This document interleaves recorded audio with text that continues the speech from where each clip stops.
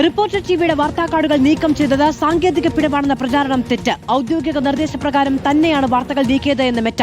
വിശദീകരണങ്ങൾക്കിടയിലും കാർഡുകൾ വീണ്ടും അപ്രത്യക്ഷമാകുന്നു.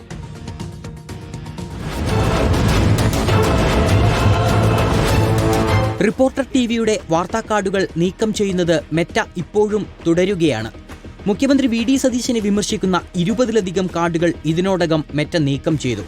താനോ തന്റെ ഓഫീസോ അറിയാതെയാണ് മെറ്റയുടെ നടപടിയെന്ന് വിശദീകരിച്ച് വിഷയത്തിൽ നിന്ന് ഒഴിഞ്ഞുമാറാനായിരുന്നു മുഖ്യമന്ത്രിയുടെ ശ്രമം.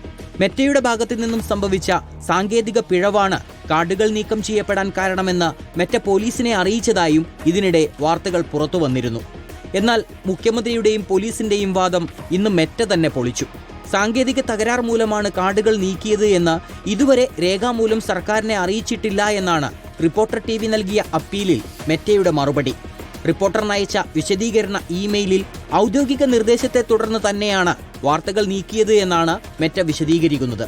ഏറ്റവും ഒടുവിൽ ഇന്നലെ പ്രസിദ്ധീകരിച്ച ഡിബേറ്റ് വിത്ത് മാധു സജി ഷോയുടെ പ്രൊമോഷൻ പോസ്റ്ററും മെറ്റ നീക്കം ചെയ്തിരുന്നു.